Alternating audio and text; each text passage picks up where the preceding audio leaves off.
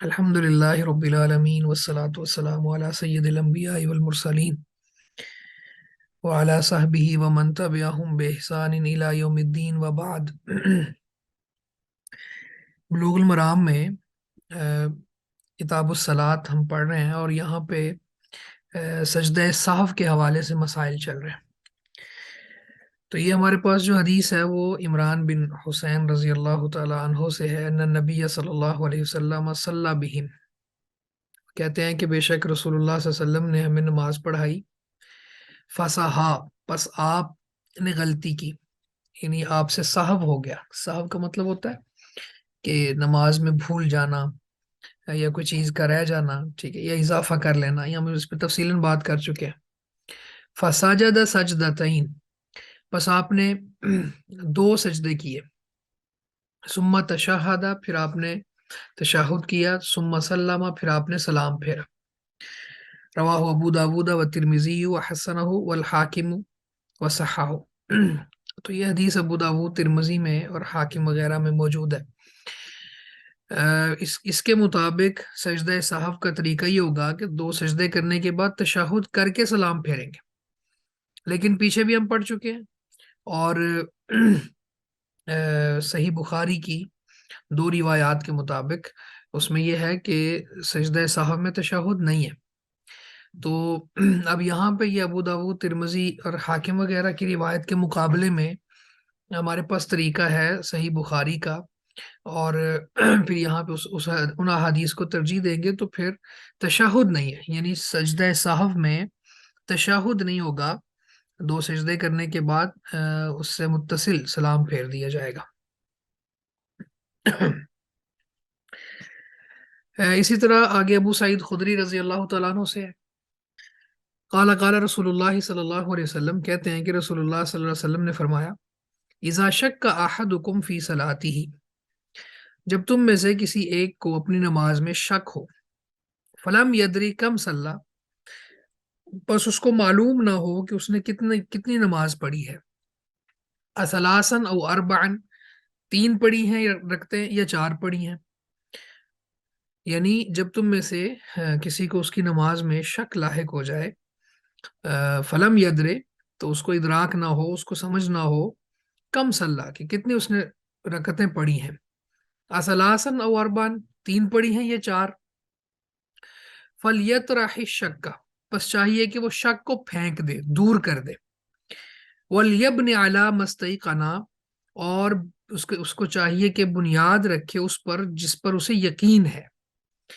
ثم یسجد سجدتین قبل ان یسلم، پھر اس کو چاہیے کہ سلام پھیرنے سے پہلے دو سجدے کرے، فإن کان صلی خمسا، پس اگر وہ پانچ پڑھ لے گا، شفعنا لہ صلاتہ، تو اس کی نماز اس کے لیے جفت بن جائے گی،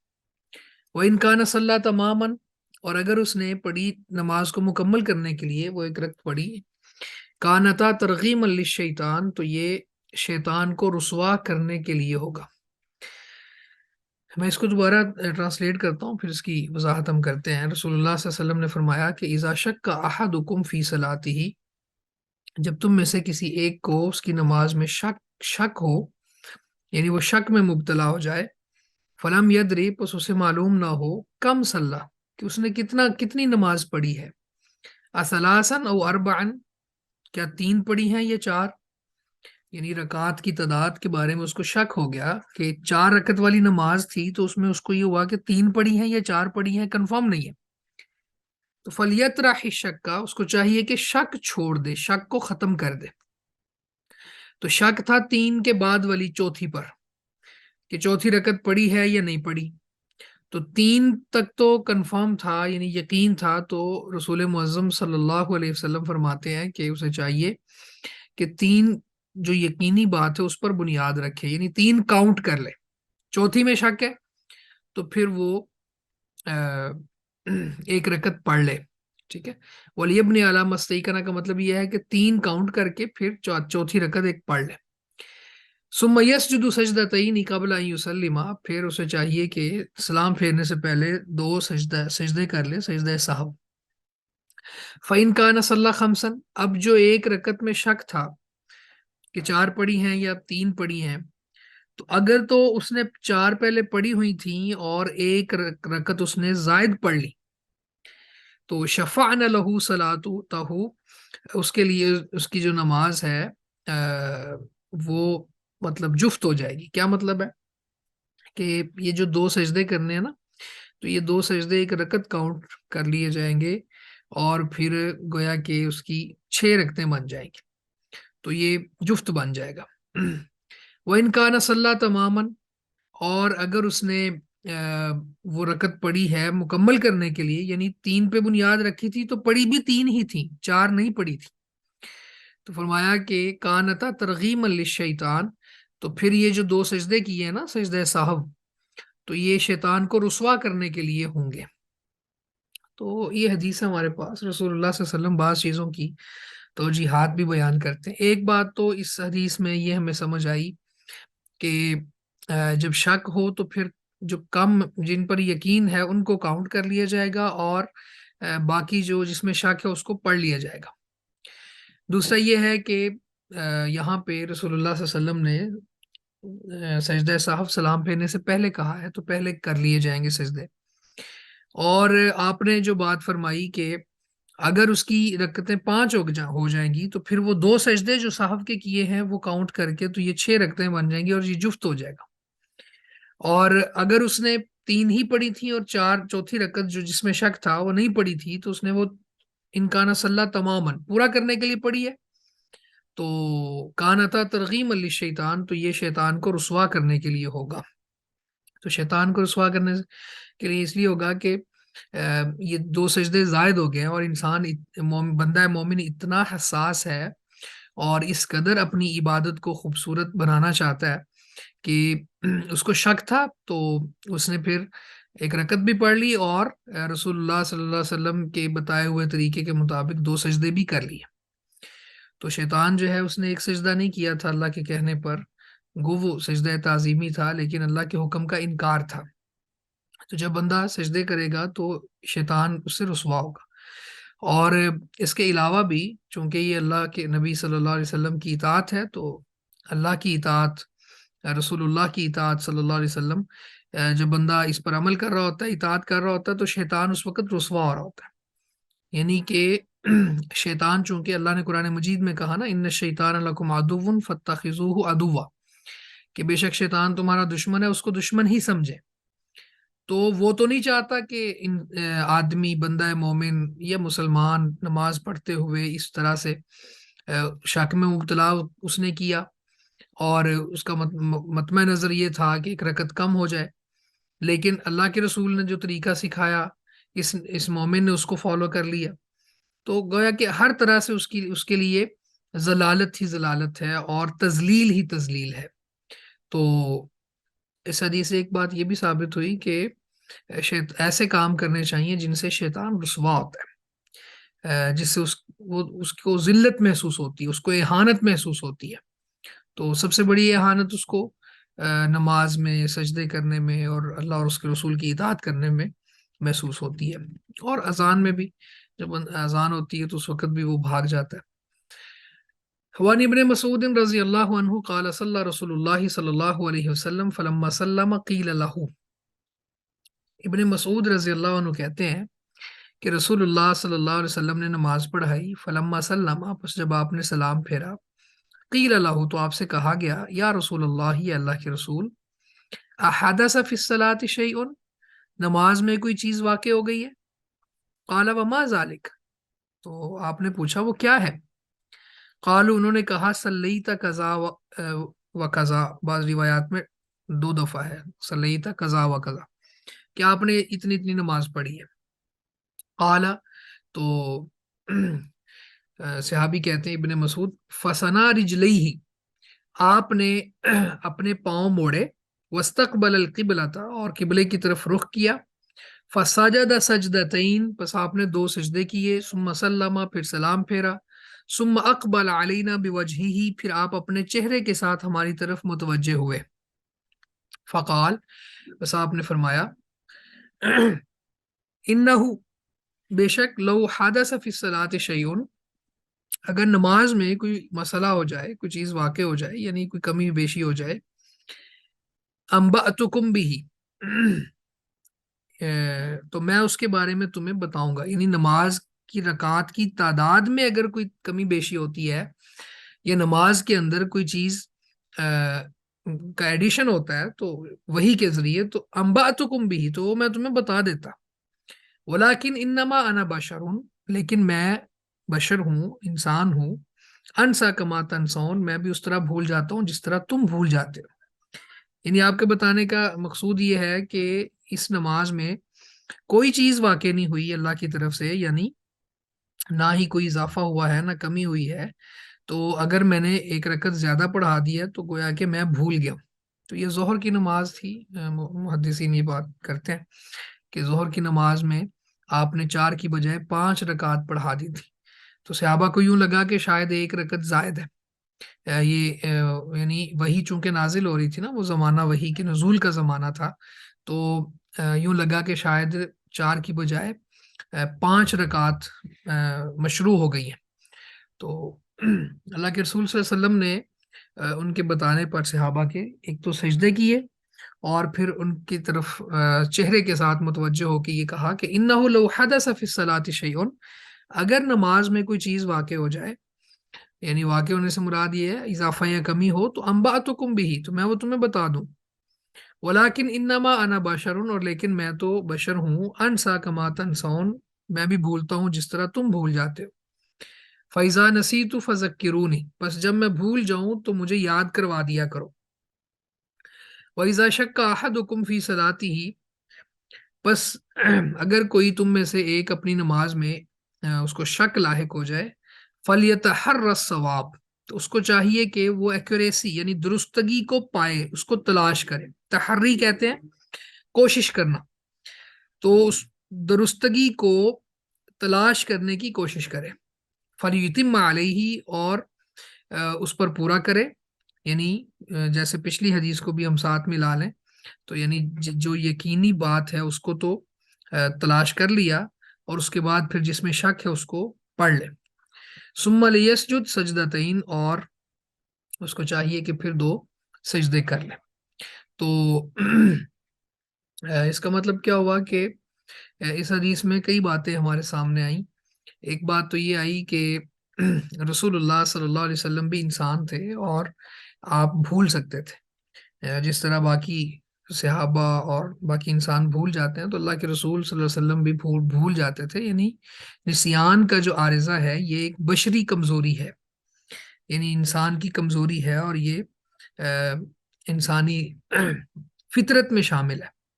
تو رسول اللہ صلی اللہ علیہ وسلم بھی چونکہ انسان تھے، آپ نے فرمایا کہ میں بھی بشر ہوں، تو میں بھی بھول جاتا ہوں جس طرح تم بھولتے ہو، تو اس لیے آپ کو بھی یہ اس فطرت کے حوالے سے آپ کو بھی بھولنے کی کبھی کبھی بات لاحق ہو جاتی تھی۔ ایک بات تو یہ ہے، دوسری بات یہ ہے کہ ایک رکعت جب زیادہ پڑھ لی جائے تو پھر اس وقت تو اگر تو کم ہوتی تو پھر تو ایک رکعت پڑھی جاتی، پڑھنے کے بعد سجدہ صاحب کیے جاتے، لیکن چونکہ ایک رکعت زائد ہو گئی تھی تو اس لیے پھر صرف سجدہ صاحب کر دیا آپ صلی اللہ علیہ وسلم نے، یہ بات بھی، اور ساتھ میں یہ بھی کہ فَلْيَتَحَرَّ الصَّوَابَ، کہ جس کو شک ہو جائے نماز میں، شک ہو سکتا ہے، یعنی یہ شک جو ہے آپ یوں کہہ سکتے ہیں کہ نماز کو باطل نہیں کرتا، اور لیکن خشوع و خضوع کے تھوڑا منافی لگتا ہے، یعنی وہ جو ایک معیار نماز میں خشوع اور خضوع کا ہونا چاہیے، اور خشوع و خضوع کا ہونا چاہیے جو معیار، وہ تھوڑا مطلب متاثر ہو جاتا ہے، لیکن اس سے نماز خراب نہیں ہوتی، اس کا مطلب ہے کہ شک ہو سکتا ہے، اور یہ بھولنے کی وجہ سے ہوتا ہے۔ اچھا جی، اس کے بعد صحیح بخاری کی روایت میں ہے فَلْيُتِمَّ، بس اسے چاہیے کہ پورا کرے، ثم یسلم ثم یسجد، پھر وہ سلام پھیرے، پھر وہ سجدہ کرے۔ تو گویا کہ 2 طریقے جو ہم نے پڑھے تھے سجود صاحب کے حوالے سے، کہ سلام پھیرنے سے پہلے بھی اور سلام پھیرنے کے بعد بھی، تو یہاں پہ صحیح بخاری کی روایت میں یہ ہے کہ یعنی متفقن علیہ جو روایت بخاری مسلم دونوں میں ہے، اس میں تو یہ کہ وہ پورا ایک معاملہ ہوا اس کے بعد آپ نے کر دی، تو یہاں آپ نے یہ فرما دیا کہ کوئی کمی ہو جائے تو فلیتم، اس سے چاہیے کہ پورا کرو، ثم یسلم، پھر سلام پھیرے، ثم یسجد، پھر سجدہ کرے۔ تو میں نے بتایا تھا کہ دونوں طرح ہی ٹھیک ہے سجدہ سہو کرنا، سلام پھیرنے سے پہلے بھی اور بعد میں بھی، لیکن زیادہ جو مشروع ہے اور زیادہ باعث ثواب ہے وہ کب ہوگا؟ جس طرح اللہ کے رسول نے جہاں پہ جو کیا ہے وہ کرنے سے۔ ولی مسلم، اور صحیح مسلم میں ہے، ان نبی صلی اللہ علیہ وسلم ساجدہ سجدتی السہو بعد السلام والکلام، کہ بے شک نبی مکرم صلی اللہ علیہ وسلم نے سجدہ سہو کیے، سجدتی ہوتا ہے دو سجدے، ٹھیک ہے، بعد السلام والکلام، سلام کے اور کلام کے بعد۔ اب یہ پچھلی جو حدیث ابھی ہم نے پڑھی ہے، اس حدیث میں بالکل بات واضح ہے کہ آپ نے سلام بھی پھیرا ہے نماز سے اور کلام بھی صحابہ کے ساتھ کیا ہے۔ تو چونکہ آپ کو معلوم نہیں تھا، آپ کو پتہ نہیں چلا کہ میں نے نماز میں ایک رکعت زائد پڑھا دی ہے، تو اس لیے پھر ایسا بھی ممکن ہے، یعنی اس طرح یہ جو شرط لگائی جاتی ہے، بعض لوگ لگاتے ہیں شرط، وہ کہتے ہیں جی کہ اس کے لیے نا یعنی بعد میں کلام ہو جائے تو پھر نہیں سجدہ صاحب ہوگا، یعنی کلام سے پہلے پہلے کرے۔ اب یہاں پہ اور پیچھے ایک روایت گزری ہے ذوالیدین والی، کہ اس میں تو پوری گفتگو ہوئی ہے رسول اللہ صلی اللہ علیہ وسلم کی صحابہ کے ساتھ، اور گفتگو کے بعد ہی پھر آپ نے سجدہ صاحب کیا۔ تو امام اگر اس کو سلام پھیرنے کے بعد بھی یاد نہیں آتا کہ میں نے بھول گیا تھا اور میں نے سجود صاحب بھی نہیں کیے اور وہ رکعت میں بھی کمی بیشی کر دی ہے، تو پھر اس کو مقتدی جو ہیں وہ بتائیں گے، تو اس سے یہ ہوا کہ کلام ہوگی، تو سلام اور کلام کے بعد آپ نے سجدہ صاحب کیے۔ اور اسی طرح ولی احمد و ابی داود و النسائی من حدیث عبداللہ ابن جعفر مرفوعا، اور مسند احمد میں، سنن ابی داود میں اور سنن نسائی میں عبداللہ بن جعفر رضی اللہ عنہ سے مرفوعاً سے مطلب یہ ہے کہ وہ اللہ کے رسول کی طرف اس کو منسوب کرتے ہیں، من شک فی صلاتی ہی، کہ آپ نے فرمایا من شک فی صلاتی ہی، جس کو اس کی نماز میں شک ہو، فَلْيَسْجُدْ سَجْدَتَيْنِ بَعْدَ مَا يُسَلِّمْ، کہ اس کو چاہیے کہ وہ سلام پھیرنے کے بعد دو سجدے کر لے۔ تو یہاں پہ شک سے مراد یہ ہے کہ اگر تو اس کو کوئی رکعت وغیرہ کے رہنے کا شک ہے تو پھر وہ پیچھے مسئلہ گزر چکا ہے کہ کم پر وہ بنا رکھے گا اور اس کے بعد پھر اگلی جس میں اس کو شک ہے وہ پڑے گا، تو اور پھر سجدہ صاحب کر دے گا، ٹھیک ہے۔ تو اچھا، اس میں جو پیچھے بات گزری ہے اللہ کے رسول بھی بھول جاتے تھے، تو اس میں قرآن مجید کی ایک آیت بھی ہے، سورہ کہف کی جو آخری آیت ہے، قل انما انا بشر مثلکم، کہ اے نبی ان سے کہو کہ میں بھی تمہارے جیسا بشر ہوں، ٹھیک ہے۔ تو فرق یہ ہے کہ میرے اوپر وہی نازل ہوتی ہے، تو اللہ رب العزت نے مجھے اس میں منتخب فرما لیا ہے انبیاء کی جماعت میں، تو اس لیے نبی مکرم صلی اللہ علیہ وسلم سے یعنی آپ صلی اللہ علیہ وسلم پر جو مشرکین مکہ کا اعتراض تھا وہ یہی تھا کہ یہ کیسے ہو سکتا ہے کہ ہم ان کو نبی مان لیں، یہ کھاتے پیتے بھی ہیں، بازاروں میں چلتے بھی ہیں، ٹھیک ہے،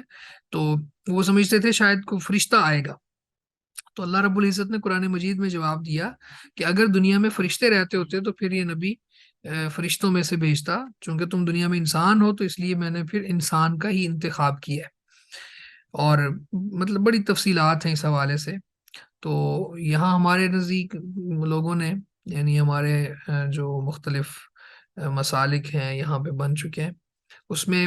بہت زیادہ اس کو یعنی ہائی لائٹڈ مسئلہ ہے یہ، اور کہا یہ جاتا ہے جی کہ اللہ کے رسول بشر نہیں ہے،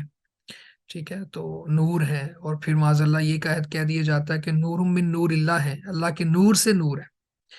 تو اگر تو نور اس معنی میں لیا جائے اللہ کے نور سے نور ہے تو پھر تو یہ بات شرک کی طرف چلی جاتی ہے، اور اگر یہ کہا جائے کہ نور ہدایت ہیں تو پھر کچھ گنجائش نکلتی ہے، لیکن آپ کی تخلیق کے اعتبار سے اگر کہا جائے کہ نور ہیں تو یہ بات غلط ہے، کیونکہ نبی مکرم صلی اللہ علیہ وسلم کا فرمان ہے نا کہ فرشتوں کو اللہ نے نور سے پیدا، اپنے نور سے نہیں، نور سے پیدا کیا، یعنی ان کی تخلیق نور سے ہے، اور جنوں کو آگ سے بنایا اور انسانوں کو مٹی سے بنایا۔ تو پھر یہ اگر کسی دوسری کیٹیگری میں لے جانے کے لیے پھر دلیل چاہیے ہوگی، جو دلیل ہمارے پاس کسی کے پاس بھی نہیں ہے۔ اسی طرح یہ آگے مغیرہ بن شعبہ رضی اللہ عنہ سے مروی ہے، ان رسول اللہ صلی اللہ علیہ وسلم قال، کہ بے شک رسول معظم صلی اللہ علیہ وسلم نے فرمایا، اذا شک احدکم فقام فی رکعتین، اگر تم میں سے کسی کو شک ہو، فقام فی رکعتین، اور وہ 2 رکعتوں سے کھڑا ہو جائے، 2 رکعتوں کے بعد تشہد کے لیے بیٹھنا تھا تو نہیں بیٹھا، کھڑا ہو گیا، فاستتم قائما، اور وہ پورا کھڑا ہو گیا، ٹھیک ہے، یعنی فاستتم کا مطلب کیا ہے کہ پورا کھڑا ہو گیا وہ، فلیمز، اسے چاہیے کہ وہ رکعت جاری رکھے، ولیسجد سجدتین، اور 2 سجدے کر دے تشہد کے، سہو کے، وَإِن لَمْ يَسْتَتِمَّ، اور اگر وہ پورا کھڑا نہیں ہوا تھا، یعنی اب یوں سمجھ لیں امام نماز پڑھا رہا ہے تو 2 رکعتوں کے بعد اٹھنا چاہ رہا ہے، تو مقتدیوں نے پیچھے سے سبحان اللہ کہہ دیا، تو ابھی وہ پورا کھڑا نہیں ہوا تھا، کھڑا ہونا چاہ رہا تھا، یہ ہے وَإِن لَمْ يَسْتَتِمَّ، تو قائمن، اگر وہ پورا کھڑا نہیں ہوا، فَلْيَجْلِسْ، تو اسے چاہیے بیٹھ جائے، وَلَا سَهْوَ عَلَيْهِ، تو اس پر سجدہ سہو نہیں ہوگا۔ یعنی اس حدیث میں یہ بات ثابت ہو گئی، سمجھ آ گئی کہ یعنی اگر وہ پورا کھڑا ہو جاتا ہے تو پھر وہ نہیں بیٹھے گا، یعنی کھڑا ہونے کے بعد تشہد کے لیے نہیں بیٹھے گا، بلکہ رکعت جاری رکھے گا اور سجدہ سہو کر لے گا۔ لیکن اگر وہ کھڑا ہو رہا تھا اور اس کو بتا دیا گیا اور اس کو سمجھ آ گئی کہ میں یعنی بھول رہا ہوں، تو پھر اس کو چاہیے کہ بیٹھ جائے، ولا سہو علیہ، تو اس پر سجدہ سہو بھی نہیں ہوگا پھر۔ اسی طرح عمر رضی اللہ تعالیٰ عنہ سے مروی ہے، یعنی نبی صلی اللہ علیہ وسلم قال، نبی مکرم صلی اللہ علیہ وسلم فرماتے ہیں، لیس علی من خلف الامام سہو، کہ جو امام کے پیچھے ہے یعنی مقتدی ہے، اس پر سہو نہیں ہے، یعنی سجدہ سہو نہیں ہے۔ فَإِن سَهَ الْإِمَامُ، اگر امام بھول گیا، فَعَلَيْهِ، تو اس پر، وَعَلَى مَنْ خَلْفَهُ، تو مقتدی پر بھی، یعنی اگر امام بھولا ہے، امام کے پیچھے مقتدی خود بھول گیا کوئی چیز، تو کوئی سہو نہیں ہے، لیکن اگر امام بھول گیا ہے تو امام بھی سجدہ سہو کرے گا، اور جو پیچھے مقتدی ہے وہ بھی سجدہ سہو کرے گا، کیونکہ امام کی اقتداء ضروری ہوتی ہے۔ تو یہ روایت خیر ضعیف ہے، پچھلی روایت میں بھی کچھ ضعف ہے، تو لیکن مسئلہ اس میں کچھ ثابت اس طرح سے ہو رہا ہے کہ چونکہ باقی روایات میں موجود ہے یہ بات کہ امام کی اقتداء ضروری ہے، اب یہ تو نہیں ہوگا کہ امام سجدہ سہو کر رہا ہو اور مقتدی اطاعت نہ کر رہا ہو اور وہ بیٹھا رہے، ایسا ممکن نہیں ہے، کیونکہ اللہ کے رسول صلی اللہ علیہ وسلم کا واضح فرمان ہے کہ امام کو اس لیے بنایا جاتا ہے تاکہ اس کی اقتداء کی جائے، تو امام کی چونکہ اقتداء ضروری ہے، تو اس لیے پھر یہاں پہ وہ سجدہ سہو کرے گا تو مقتدی بھی کرے گا۔ اس کے بعد اگلی روایت ہے صوبان رضی اللہ عنہ سے، یعنی نبی صلی اللہ علیہ وسلم، نبی مکرم صلی اللہ علیہ وسلم سے روایت کرتے ہیں کہ آپ نے فرمایا، لِكُلِّ سَهْوٍ سَجْدَتَانِ بَعْدَ مَا يُسَلِّمُ، کہ ہر غلطی پر 2 سجدے ہیں سلام پھیرنے کے بعد، ٹھیک ہے، تو یہ روایت ابو داود میں ہے۔ اس سے ایک بات تو یہ جو سمجھ آتی ہے کہ 2 سجدے ہیں، یہ تو ٹھیک ہے، اور سلام پھیرنے کے بعد کی جو شرط ہے کہ سارے سجدے سلام پھیرنے کے بعد ہیں، یہ یہاں سے ثابت نہیں ہوں گے، کیونکہ ایک تو یہ روایت ضعیف ہے، کیونکہ اس کی سند میں اختلاف ہے، اور دوسرا یہ ہے کہ صرف اس سے اگر لینا بھی چاہیں تو باقی صحیح احادیث سے جو چیز میچ کر رہی ہے وہ ہے 2 سجدے، تو 2 سجدوں والی بات تو ٹھیک ہے کہ سہو کے سجدوں کی تعداد 2 ہے، لیکن وہ یعنی مشروط کر دینا کہ صرف سلام پھیرنے کے بعد یہ نہیں، کیونکہ صحیح روایات پیچھے گزر چکی ہیں کہ نبی مکرم صلی اللہ علیہ وسلم سلام پھیرنے سے پہلے بھی ان کو ادا کیا کرتے تھے۔ تو خیر یہاں تک جو سجود سہو کے حوالے سے بات تھی وہ پوری ہو گئی ہے۔ اس کے بعد آگے سجدہ تلاوت کی بات ہے۔ یعنی اگر ہم سجدوں کے حوالے سے بات کریں، سجدوں کو آپ یوں سمجھے کہ کیٹاگرائز کریں، تو ایک تو سجدہ سہو بنتا ہے، یعنی نماز کے سجدوں کے علاوہ، دوسرا سجدہ تلاوت بنتا ہے، ٹھیک ہے، اور اسی طرح سے تیسرا جو ہے وہ سجدہ شکر، تو شکرانے کے جو سجدے ہوتے ہیں۔ تو اس میں ابھی جو بات چلنے لگی ہے وہ ہے سجدہ تلاوت، تو سجدہ تلاوت کے اندر جو دعا ہے وہ بھی انشاءاللہ ہم سیکھیں گے، اور اسی طرح سے نبی مکرم صلی اللہ علیہ وسلم کا فرمان ہے کہ جب آدم کا بیٹا یعنی آدم کی اولاد میں سے کوئی آیت سجدہ پڑھتا ہے، یعنی قرآن مجید کی وہ آیت پڑھتا ہے جس کے اوپر سجدہ ہے، تو فساجدہ پھر وہ سجدہ کرتا ہے،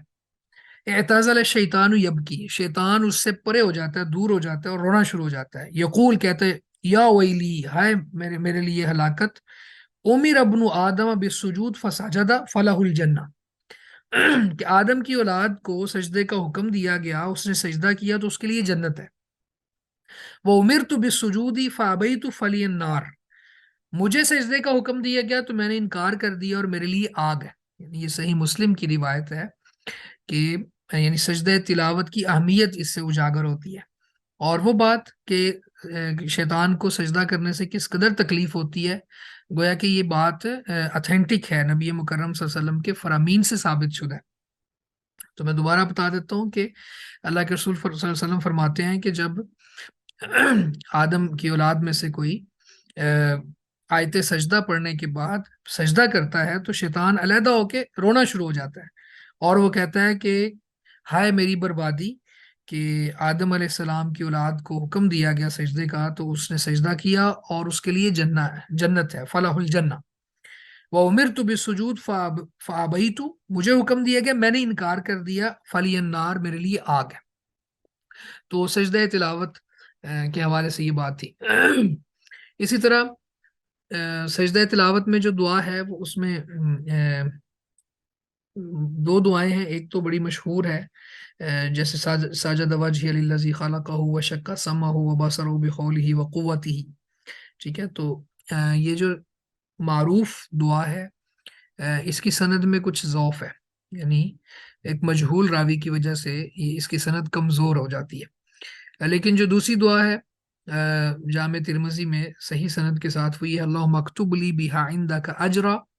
وضع عنی بہا وزرا واجعلها لی عندک ذخرا وتقبلها منی کما تقبلت من عبدک داود، یعنی یہ دعا جو ہے نا انشاءاللہ اگر آپ کہیں گے تو میں آپ کے ساتھ شیئر کر دوں گا۔ اللہم اکتب لی بہا عندک اجرا، اے اللہ اس سجدے کے بدلے میں میرے لیے اپنے پاس اجر لکھ دے، وضع عنی بہا وزرا، اور اس کی وجہ سے مجھ سے گناہوں کا بوجھ اتار دے، وَاجْعَلْهَا لِي عِنْدَكَ ذُخْرًا، اور اسے میرے لیے اپنے ہاں ذخیرہ بنا دے، وَتَقَبَّلْهَا مِنِّي كَمَا تَقَبَّلْتَ مِنْ عَبْدِكَ داود، اور اس سجدے کو میری طرف سے قبول فرما جس طرح تو نے اپنے بندے داود علیہ السلام سے قبول فرمایا ہے۔ تو یہ دعا جو ہے یہ یعنی سجدہ تلاوت کے حوالے سے اتھینٹک دعا ہے۔ تو یہاں پہ ہم پڑھتے ہیں انشاءاللہ روایات۔ پہلی روایت یہاں پہ ہمارے پاس ابو ہریرہ رضی اللہ تعالیٰ عنہ سے ہے، قال کہتے ہیں سجدنا مع رسول اللہ صلی اللہ علیہ وسلم، ہم نے سجدہ کیا رسول اللہ صلی اللہ علیہ وسلم کے ساتھ فی میں اذ السماء انشقت،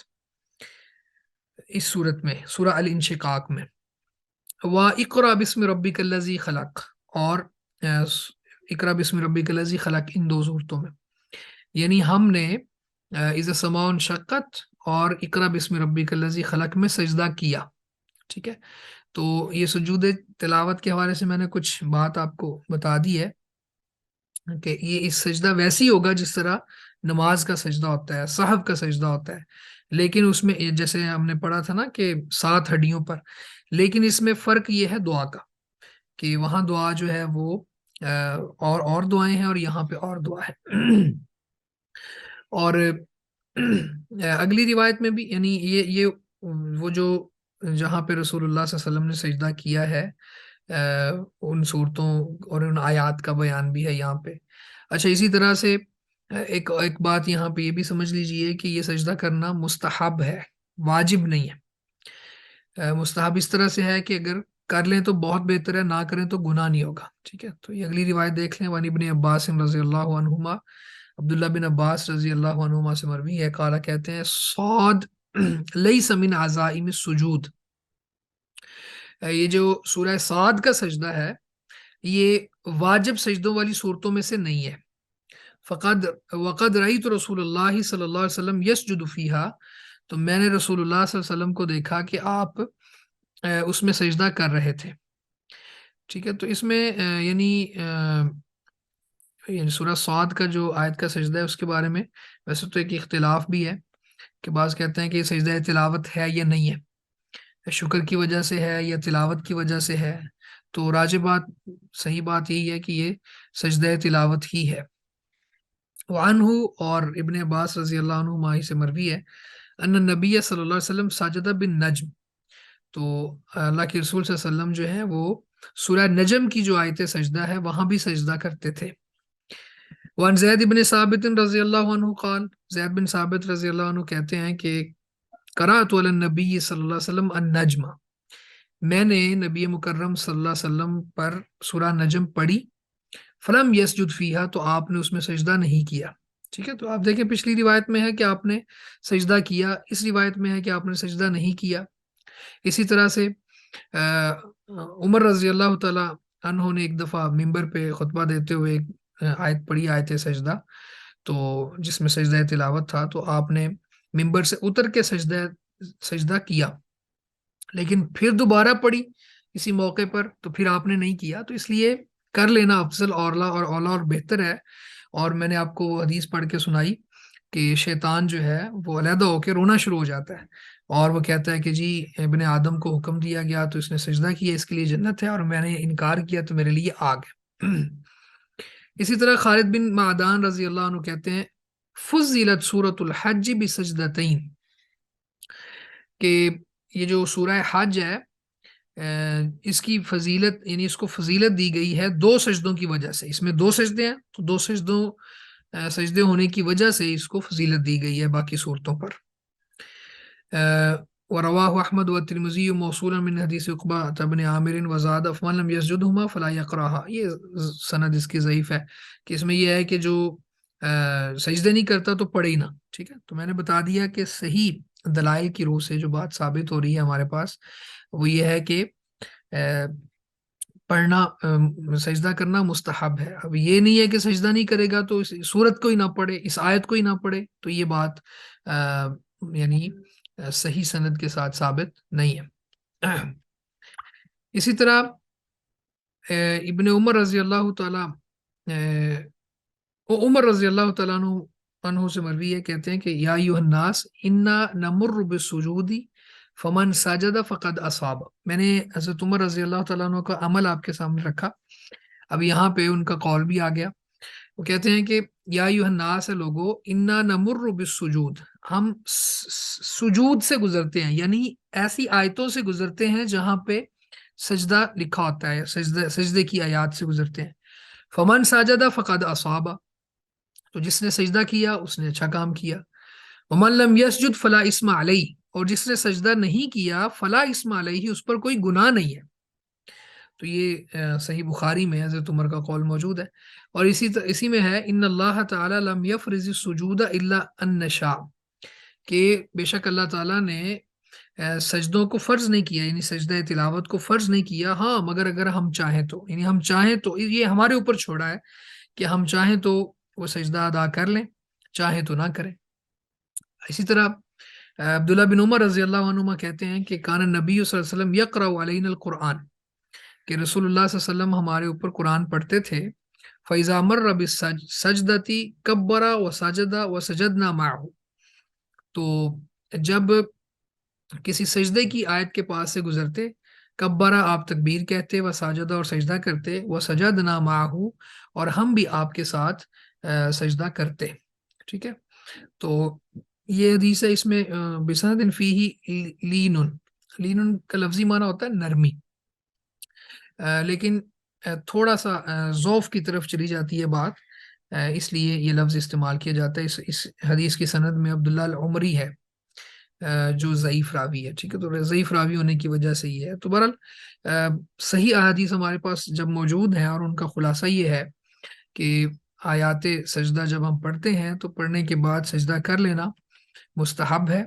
اور حضرت عمر کی بات بھی ہے کہ اگر کر لے تو ٹھیک ہے، نہیں کرے تو پھر فلا اسم علیہ، اس پر کوئی گناہ نہیں ہے۔ جی، تو یہاں سے آگے ہمارا سجدہ شکر کے حوالے سے کچھ باتیں بیان ہوں گی انشاءاللہ۔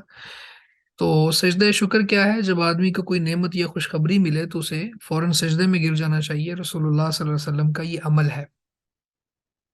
اور اسی پر مختلف آگے یہ روایات ہم پڑھتے ہیں.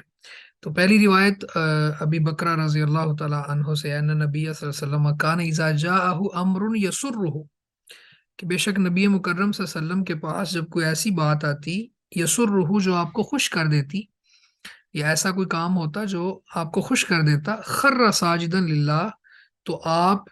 اللہ تعالیٰ کا شکر ادا کرتے ہوئے سجدے میں چلے جاتے. یعنی کوئی بات ایسی آپ کے پاس آتی کہ جو آپ کو خوش کر دیتی، یا سر جو آپ کو خوش کر دیتی، تو خوشی، نعمت یا خوشخبری پر ہی سجدہ شکر ادا کیا جاتا ہے. تو یعنی یہاں پہ رسول اللہ صلی اللہ علیہ وسلم کا یہ عمل ہے، اور یہ ہمیں بھی کرنا چاہیے. اصل میں ہمارا یہ طرز عمل بن گیا ہے کہ جب ہمیں کوئی خوشی کی خبر ملتی ہے نا، تو ہم فوراً اللہ کی بغاوت کی طرف جاتے ہیں. جتنا تھوڑا سا ہم ریلیکس فیل کرتے ہیں، اتنا ہی ہم آخرت سے بیگانہ ہو جاتے ہیں، اور کوئی ایسی سیلیبریشنز کرتے ہیں جو، یعنی یہ اوورال ہم اپنے معاشرے کی بات کر رہے ہیں، سارے نہیں، لیکن یہ طرز عمل ہے وہ یہ ہے کہ یعنی اللہ کی بغاوت پر مبنی، کیونکہ آپ دیکھیں شادی ہے، شادی کا موقع ہے، اور یہ خوشی کی خبر ہے کہ بیٹا یا بیٹی، اس کی شادی کا ایک فریضہ سر انجام دیا جا رہا ہے. تو اب یہاں پہ اللہ کی بغاوت کے لیے ایسے رسوم و رواج کرنا اور اس طرح کی چیزیں جو اللہ کے ذکر سے غافل کر دیں، اور نماز کو بھی چھوڑ دینا. یعنی شادی کے موقعوں پہ دلہا دلہن، عزیز و اقارب، وہ کہتے ہیں جی ہم مصروف ہی اتنے ہیں کہ ہمارے پاس نماز پڑھنے کا وقت نہیں. تو یہ ایسی باتیں ہیں کہ جو نبی مکرم صلی اللہ علیہ وسلم کی تعلیمات کے خلاف. اور پہلے دور میں بھی ایسے واقعات موجود ہیں کہ بڑی بڑی نعمتیں جب اللہ دیتا، تو اس وقت بھی لوگوں کا طرز عمل یہ تھا، وہ اور زیادہ عاجزی آ جاتی. یعنی ایمان والے کی یہ خوبی ہے کہ اس کے اندر عاجزی آتی ہے نعمت کے بعد. آپ دیکھیں کہ سورہ کہف میں اللہ تعالیٰ نے ذوالقرنین کا تذکرہ کیا. تو ذوالقرنین کا ایک سفر مشرق کی طرف ہے، ایک مغرب کی طرف ہے، ایک اور ڈائریکشن ہے، وہ ڈائریکشن اللہ نے نہیں بتائی. تو وہ سفر جو تھا، اس سفر کے اختتام پر، یعنی نقطہ انتہا پر جب آپ پہنچے، تو وہاں پہ ایک قوم ملی، اور اس نے شکایت لگائی یاجوج ماجوج کے حوالے سے. تو اساد کہا کہ ہم آپ کے لیے کوئی تھوڑا مطلب روزینہ مقرر کر دیتے ہیں، تو آپ ہمارے لیے اور ان کے درمیان رکاوٹ بنا دیں. تو انہوں نے کہا کہ جو میرے رب نے مجھے دیا ہے وہ بہتر ہے، بس تم فاعینونی بقوہ، آپ آؤ قوت کے ساتھ میری مدد کرو، ہم مل کے بناتے. تو اس دور میں لوہے کی دیوار بنا کے اس کے اوپر تانبا پگھلا ہوا ڈال کے، اور اتنی دو پہاڑوں کے درمیان اتنی بڑی دیوار بنانے کے بعد انہوں نے یہ نہیں کہا کہ یہ میں نے اپنی یعنی مہارتوں کی وجہ سے کیا. انہوں نے کہا ذا رحمت من ربی، یہ میرے رب کی رحمت کی وجہ سے ہوا ہے. فَإِذَا جَاءَ وَعْدُ رَبِّي جَعَلَهُ دَقًّا، کہ جب میرے رب کا وعدہ آئے گا تو وہ اس کو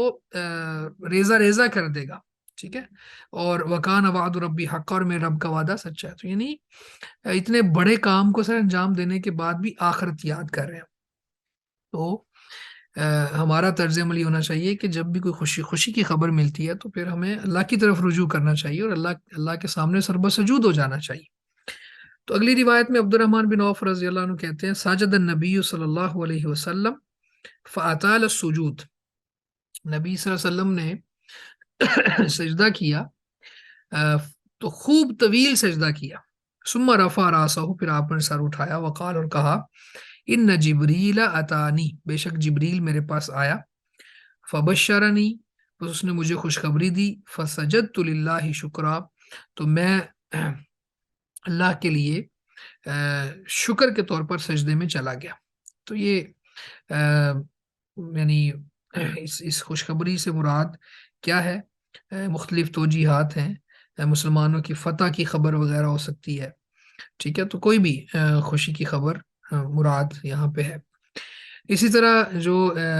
اس باب کی آخری حدیث ہے برا بن عازب رضی اللہ عنہما سے، ان نبی صلی اللہ علیہ وسلم بعث علی الی الیمن، کہ رسول اللہ صلی اللہ علیہ وسلم نے علی رضی اللہ تعالیٰ عنہ کو یمن کی طرف بھیجا. فذکر الحدیث، اور پھر پوری حدیث ذکر کی.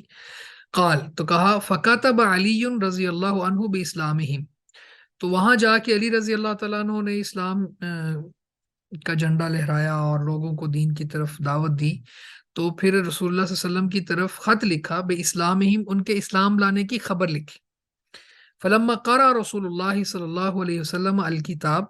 جب رسول اللہ صلی اللہ علیہ وسلم نے وہ خط پڑھا، خر ساجدن، تو سجدے میں چلے گئے.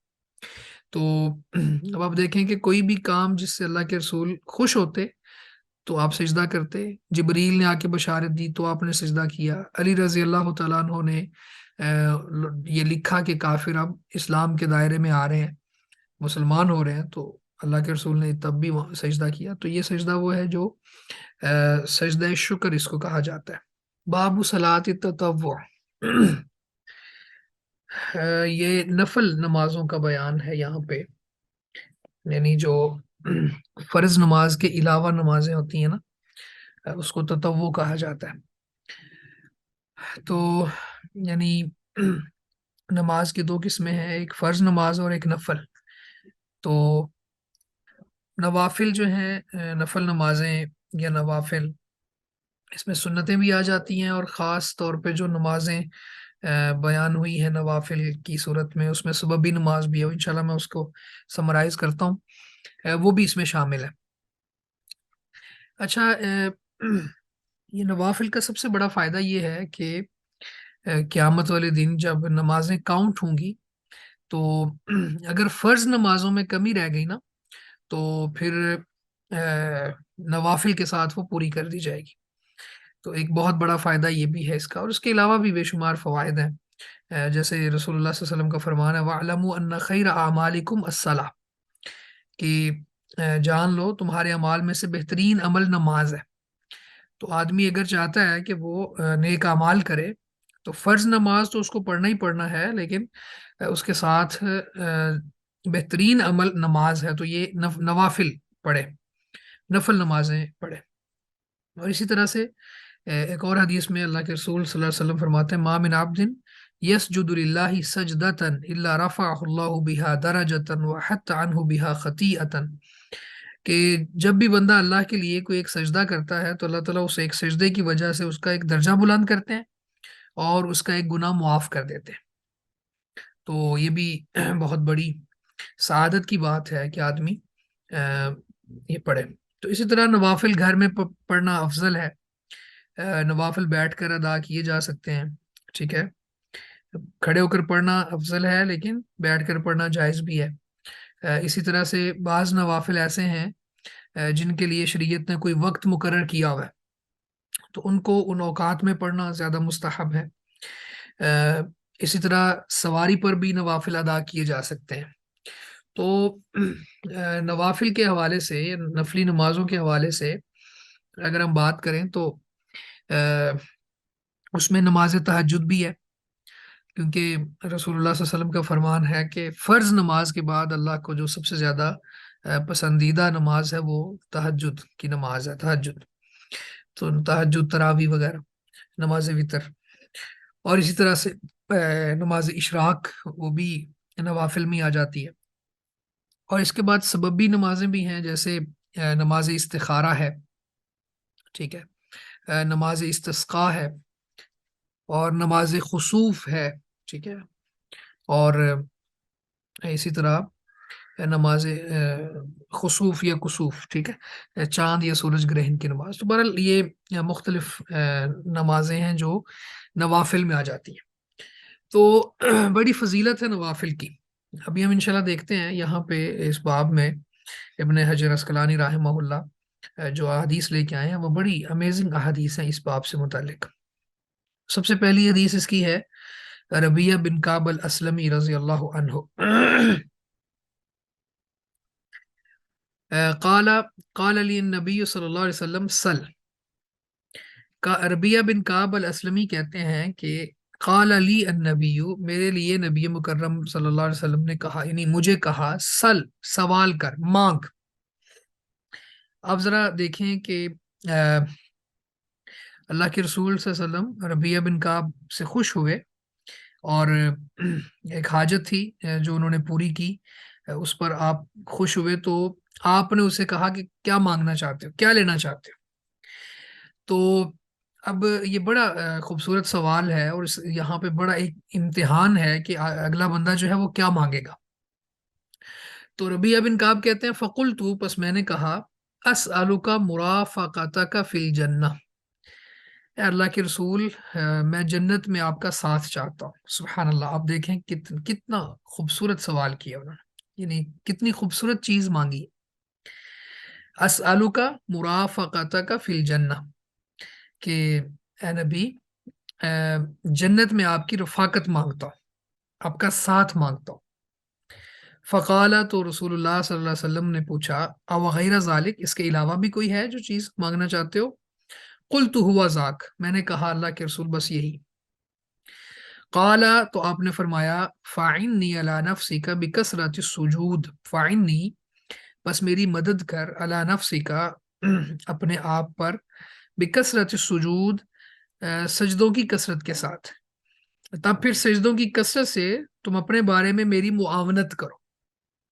رواہ مسلم، صحیح مسلم کی یہ روایت ہے۔ اس حدیث میں بہت سی باتیں ہمارے لیے ہیں۔ ایک بات تو یہ ہے کہ کسی کے کام سے خوش ہونے کے بعد اس کو انعام دینا چاہیے، جیسے یہاں رسول اللہ صلی اللہ علیہ وسلم نے اسے کہا کہ مانگو کیا مانگتے ہو، ٹھیک ہے۔ تو یہ انداز جو ہے یہ بہت خوبصورت ہے، یعنی کسی نے کوئی احسان کیا ہے، یا کسی نے آپ کا کوئی کام کر دیا ہے، تو اس کے بعد پھر یہاں ایسے لوگ بھی ہیں جو جزاک اللہ بھی نہیں کہتے، شکریہ بھی ادا کرنا گوارا نہیں کرتے۔ تو حسن اخلاق کا تقاضا یہ ہے، اور رسول اللہ صلی اللہ علیہ وسلم کی تعلیمات کا خلاصہ یہ ہے کہ اس کو بہت اچھے انداز سے اس کا بدلہ دیا جائے، شکریہ بھی ادا کیا جائے، اور کوئی انعام بھی دیا جائے۔ تو یہاں پہ نبی مکرم صلی اللہ علیہ وسلم نے ربیہ سے پوچھا کہ سل، مانگو کیا مانگتے ہو۔ تو اب آگے آپ دیکھیں کہ صحابہ کرام اس دنیا کی بے ثباتی اور اس دار فانی کے ساتھ ان کی جو بے رغبتی تھی کس قدر عروج پہ تھی، کہ انہوں نے یہ نہیں کہا کہ فلاں چیز چاہتا ہوں، بلکہ سبحان اللہ اتنی خوبصورت چیز مانگ لی جو آپ کی اور میری خواہش ہونی چاہیے۔ اسألک مرافقتک فی الجنہ، میں جنت میں آپ کا ساتھ چاہتا ہوں، آپ کی رفاقت چاہتا ہوں۔ جنت میں بہت سے درجات ہوں گے، 100 درجات تو اللہ نے مجاہدین کے لیے تیار کیے ہیں، اور ایک درجے سے دوسرے درجے کے درمیان فرق ایسے ہے جیسے زمین سے لے کے آسمان تک ہے، تو اتنے درجات ہوں گے۔ اور پھر ادنا درجے کے جنتی اعلیٰ درجے کے جنتیوں کو اس طرح دیکھیں گے جس طرح ہم افق پر دور مشرق اور مغرب میں ستارہ دیکھتے ہیں۔ تو اللہ کے رسول صلی اللہ علیہ وسلم کہیں اوپر جنت الفردوس میں اپنے ایک اعلیٰ ترین مرتبے پر فائز ہوں گے۔ تو کتنا خوش نصیب ہے جس کو اللہ کے رسول صلی اللہ علیہ وسلم کا جنت میں ساتھ مل جائے۔ تو یہ ان کی تڑپ تھی، اور یہ ان کا دنیا میں بھی آپ کے ساتھ رہے، اور آخرت میں بھی جنت میں بھی اللہ کے رسول کی رفاقت ان کی خواہش تھی۔ آپ کو اور مجھے اپنی اصلاح کرنی چاہیے، بلکہ ہمیں اپنی اولادوں کو بھی یہ بات سمجھانا ضروری ہے کہ یہ دنیا ختم ہونے والی ہے اور یہ دنیا فانی ہے۔ جب کبھی کوئی موقع ملے بہت خوبصورت دعا کی قبولیت کا یا کوئی اس طرح کا، تو پھر اس وقت اپنی آخرت کے بارے میں فکر مند ہونا چاہیے۔ ویسے بھی رسول اللہ صلی اللہ علیہ وسلم کا ساتھ پانے کے لیے اور بھی طریقے ہیں، جیسے آپ نے فرمایا نا، انا وکافل الیتیم فی الجنتی ہاکذا، میں اور یتیم کی کفالت کرنے والا جنت میں اس طرح ہوں گے جس طرح یہ 2 انگلیاں ہیں، یعنی یہ سبابہ والوسطی، شہادت کی انگلی، اور ساتھ میں جو اس کی ساتھ والی انگلی ہے وسطی۔ اور اسی طرح سے آپ نے فرمایا جس کو اللہ نے 3 بیٹیاں دیں اور اس نے ان کے ساتھ اچھے انداز سے معاملہ کیا، تربیت کی، اور ان کی خوراک کا، لباس کا، رہنے کا بندوبست کیا، تو وہ بھی اور میں جنت میں ایسے ہوں گے جیسے یہ 2 انگلیاں ہوتی ہیں، سبابہ اور وسطی۔ تو اگرچہ اب اللہ کے رسول صلی اللہ علیہ وسلم سے ہم نہیں کہہ سکتے کہ آپ ہمارے لیے دعا کریں کہ آپ کی جنت میں مرافقت مل جائے، رفاقت مل جائے، ساتھ مل جائے، لیکن جو آپ نے اعمال بتلائے ہیں وہ اعمال ہم کر سکتے ہیں۔ اسی طرح نبی مکرم صلی اللہ علیہ وسلم کا فرمان ہے المرء مع من احبہ، کہ بندہ اس کے ساتھ ہوگا قیامت کے دن جس کے ساتھ وہ محبت کرتا ہوگا۔ اور محبت جو ہے یہ دل کے میلان کو کہتے ہیں، اور محبت کی تصدیق اطاعت سے ہوتی ہے۔ یعنی کوئی شخص اگر یہ دعویٰ کرے کہ میں محبت کرتا ہوں لیکن بات نہ مانے تو وہ اپنے اس دعوے میں سچا نہیں ہے بلکہ جھوٹا ہے۔ تو رسول اللہ صلی اللہ علیہ وسلم کے ساتھ شدید محبت یہ تو ایمان کی علامت بھی ہے، اور اپنے اہل و عیال سے، ساری دنیا سے بڑھ کے، ایون اپنی جان سے بھی زیادہ رسول اللہ صلی اللہ علیہ وسلم سے محبت کرنا، یہ ایمان کا جز ہے۔ تو محبت کی پھر دلیل ہے اطاعت۔ تو اور جب اللہ کے نبی صلی اللہ علیہ وسلم کی اطاعت کی جائے گی تو اللہ کی محبت بھی مل جائے گی۔ تو جب اللہ کی محبت بھی مل جائے گی، اور نبی مکرم صلی اللہ علیہ وسلم کا فرمان ہے المرء مع من احب، جو جس سے محبت کرتا ہے اس کے ساتھ ہوگا، تو اللہ کے رسول کی رفاقت بھی آسان ہو جائے گی ہمارے لیے۔ ٹھیک ہے، تو ایک بات یہ ہے۔ تو فقال، پس رسول اللہ صلی اللہ علیہ وسلم نے فرمایا او غیر ذالک، کیا اس کے علاوہ بھی کچھ مانگنا چاہتے ہو، کوئی اور خواہش بھی ہے؟ قلت ہوا ذاک، تو کہتے ہیں ربیہ بن کعب کہتے ہیں میں نے کہا ہوا ذاک، بس یہی ہے۔ اب دیکھیں کہ رسول اللہ صلی اللہ علیہ وسلم نے دوبارہ پوچھا کہ کہیں ایسا نہ ہو کہ یہ صرف آخرت کی خواہش کر رہا ہے، تو دنیا میں بھی کوئی خواہش ہو، شدید خواہش ہوتی ہے، ہماری ایٹ موسٹ ڈیزائرز ہوتی ہیں کہ جو نہ پوری ہوں تو ہم بڑے پریشان رہتے ہیں، اور وہ پریشانی کے اثرات ہمارے چہرے سے نظر آتے ہیں، اور ہمارے رویوں میں تبدیلی آ جاتی ہے، ہم بڑا روڈ بیہیو کر رہے ہوتے ہیں، حالانکہ وہ دنیا کی خواہش ہوتی ہے، اور دنیا کی کوئی چیز کا حصول ناممکن ہو چکا ہوتا ہے،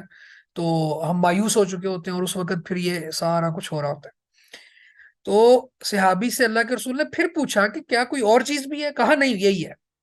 تو یعنی صحابہ کرام کا ٹارگٹ، آپ یہاں پہ وہ یہ بھی کہہ سکتے تھے اللہ کے رسول کو گھوڑا مجھے گفٹ کر دیں، کوئی اونٹ مجھے دے دیں، فلاں چیز مجھے دے دیں، دنیا کی ضرورت کی اشیاء ہیں، ان کے بغیر چارہ کوئی نہیں ہے، لیکن نہیں،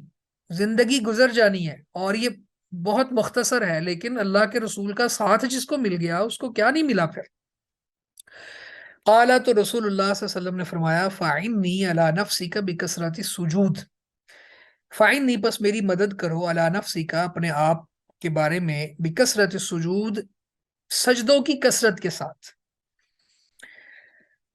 تو یہ جملہ جو ہے یہ بڑا زبردست جملہ ہے۔ رسول اللہ صلی اللہ علیہ وسلم ویسے بھی آپ کو جوامع الکلم دیے گئے تھے، اس کا مطلب کیا ہے کہ یہ جو آج کے معاشرے کی بات کر رہا ہوں، کہ جو لوگ دعویٰ کرتے ہیں نا، صرف خالی خولی زبانی محبت کا دعویٰ کرتے ہیں اللہ کے رسول سے، تو اللہ کے رسول نے یہاں یہ بات سمجھا دی کہ صرف کہہ دینے سے، یا میرے حامی بھر لینے سے، یا کسی کا دعوی محبت کر دینے سے جنت میں میرا ساتھ نہیں ملے گا، بلکہ عمل ضروری ہے۔ تو جنت میں رسول اللہ صلی اللہ علیہ وسلم کا ساتھ چاہتے ہو، میرا ساتھ چاہتے ہو، تو میری مدد کرو کثرت سے سجدے کرنے کے ساتھ۔ یعنی کثرت سے سجدے کرو گے تو پھر تم وہاں میری سفارش بھی ہوگی، اور انشاءاللہ میرے ساتھ بھی ہوگے۔ تو یہ مراد ہے۔ تو اس کا مطلب کیا ہوا؟ یعنی اگر جنت کا کوئی شخص متمنی ہے اور اللہ کے رسول صلی اللہ علیہ وسلم کا ساتھ چاہتا ہے، تو یہ ہمارے لیے بھی ہے یہ نسخہ۔ آج بھی اگر کوئی بہت زیادہ نوافل پڑھتا ہے اور کثرت سے سجود کرتا ہے تو اس کے لیے ممکن ہے کہ اللہ کے رسول صلی اللہ علیہ وسلم کی مرافقت مل جائے۔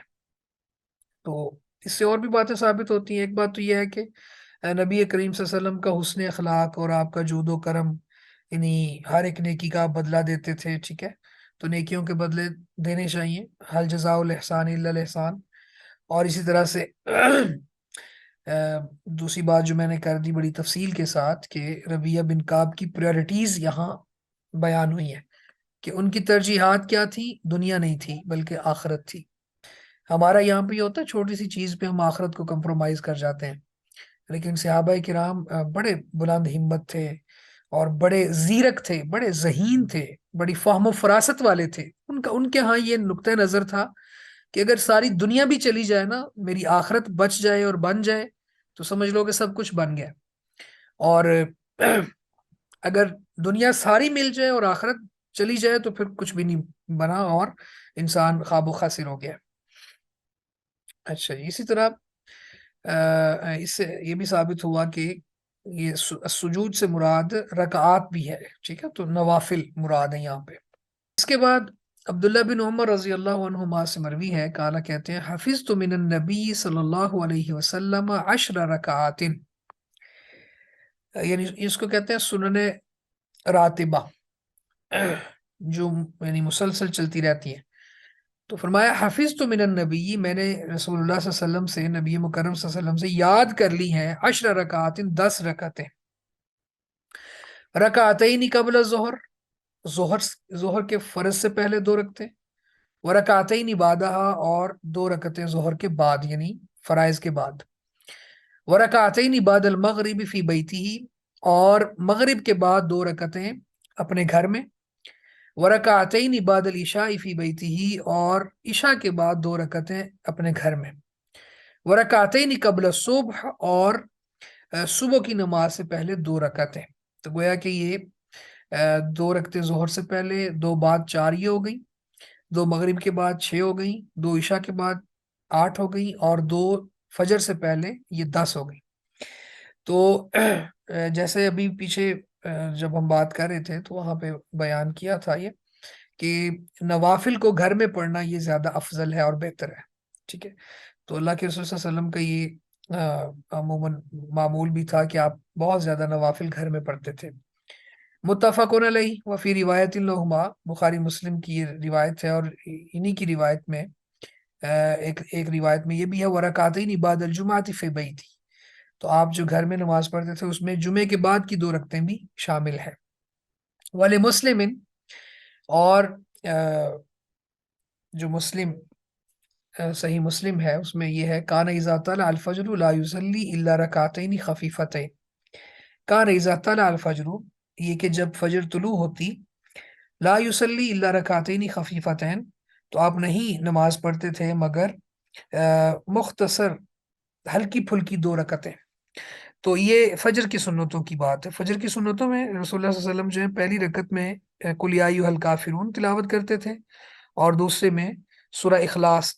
یہ پڑھا کرتے تھے۔ تو یہ ہلکی پھلکی 2 رکعتیں، اور یہ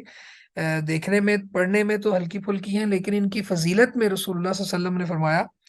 آگے آ رہا ہے کہ یہ دنیا اور دنیا میں جو کچھ ہے وہ سب سے بہتر ہے۔ وعن عائشہ رضی اللہ عنہ ان النبی صلی اللہ علیہ وسلم کان لا یدع 4 قبل الظہر ورکعتین قبل الغداۃ،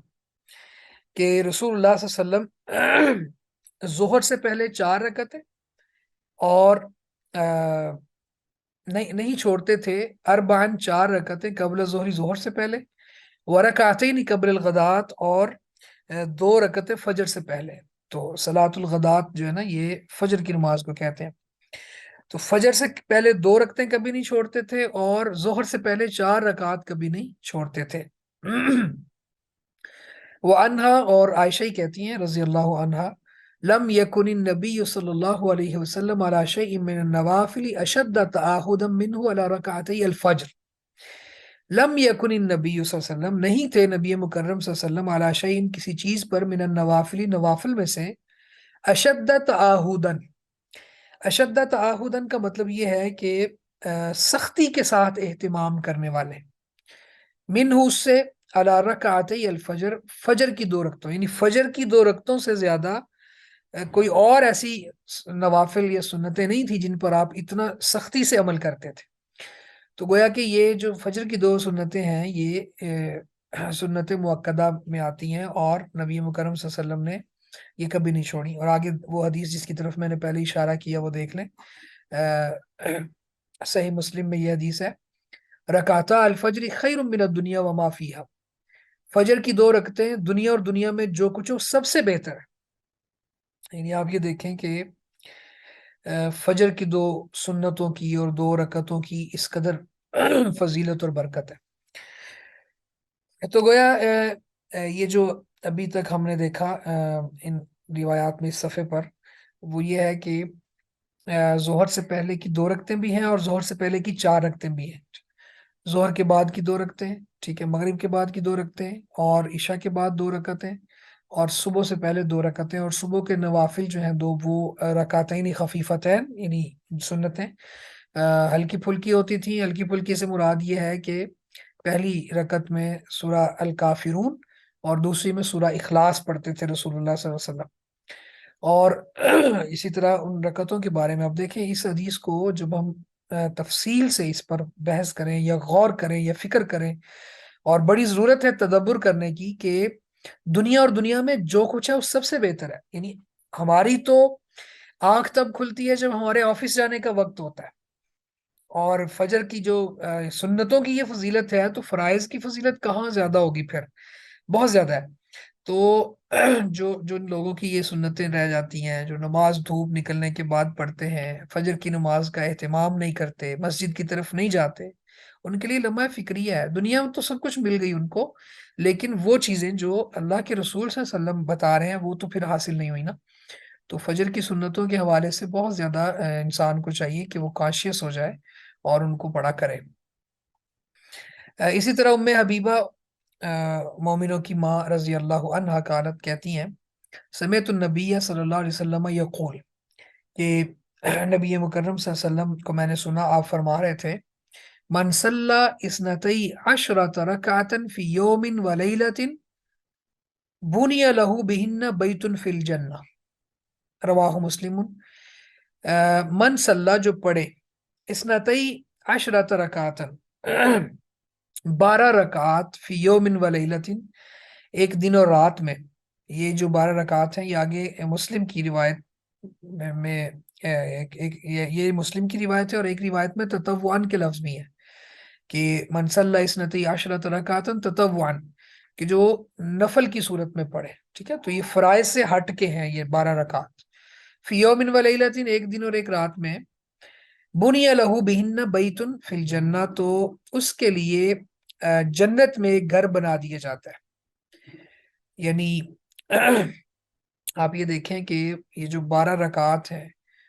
نوافل اور سنتیں، ان کو پڑھنے سے اللہ تعالیٰ جنت میں گھر بنا دیتے ہیں.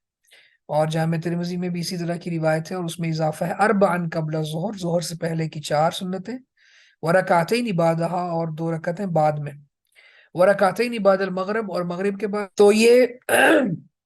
یعنی وہ 12 رکعات کا بیان جن کے پڑھنے سے اللہ تعالیٰ جنت میں گھر بنا دیتے ہیں. تو ظہر سے پہلے کی 4 اور بعد کی 2 رکعتیں، مغرب کے بعد کی 2 رکعتیں، ورکعتین بعد العشاء، اور عشاء کے بعد کی 2 رکعتیں، ورکعتین قبل صلاۃ الفجر، صلاۃ الفجر، اور فجر کی نماز سے پہلے کی 2 رکعتیں، یعنی فجر کی 2 سنتیں. اور آپ یہ دیکھیں کہ 4 ظہر سے پہلے اور 2 بعد، 6 یہ ہو گئی، اور مغرب کے بعد کی 2 8 ہو گئی، عشاء کے بعد کی 2 10 ہو گئی، اور فجر کی جو سنتیں ہیں 2 یہ 12 ہو گئی. 12 رکعات جس بندے نے پڑھی ہے تو اللہ تعالیٰ جنت میں ایک گھر بنا دیتے ہیں. جنت کے جو گھر ہیں ان کے بارے میں کچھ تھوڑی بہت جو معلومات قرآن و سنت میں موجود ہیں، وہ بڑی ہی خوبصورت ہے، بہت ہی امیزنگ ہے وہ. ویسے تو بہت ہی خوبصورت گھر ہے. اس کی ایک مثال جو ملتی ہے وہ یہ ہے کہ جو غرفہ، اس گھر کو غرفہ بھی کہتے ہیں. یعنی وہ اس کے کمرے جو ہے نا وہ شیشہ لگا ہوگا. تو وہ شیشہ اس طرح کا نہیں ہوگا جو دنیا میں ہمارا ہوتا ہے، بلکہ وہ چاندی کا شیشہ ہوگا. چاندی کا شیشہ دنیا میں اس کا تصور نہیں ہے. چاندی کو جس مرضی پروسیس سے گزار لیں یا جتنا مرضی اس کو باریک کر لیں، کوٹ لیں، وہ ٹرانسپیرنٹ نہیں ہو سکتی، لیکن جنت میں ہوگی. تو وہ جنت ہے. جنت میں بہت، اور حدیث میں آتا ہے صحیح بخاری میں کہ باہر سے اندر کے گھر نظر آتے ہیں، اندر سے باہر کا ویو نظر آ رہا ہوتا ہے، اور پھر بہت لگژری وہ گھر ہوں گے. دنیا میں کوئی لگژری سے لگژری بھی کوئی کمرہ ہے تو جنت میں اگر واش روم ہوتے تو اس سے اچھے ہوتے. وہ جنت میں واش روم نہیں ہے. تو یعنی تصور ہی نہیں کیا جا سکتا. وہ خالق کائنات نے اپنے ایمان والے بندوں کے لیے، متقین کے لیے، غصے کو پی جانے والوں کے لیے، معاف کر دینے والوں کے لیے، تنگی اور سختی میں خرچ کرنے والوں کے لیے، متقین کے لیے وہ جو گھر تیار کیے ہیں، جو بنائے ہوئے ہیں ان کے لیے، تو ان کا تصور دنیا میں نہیں ہے.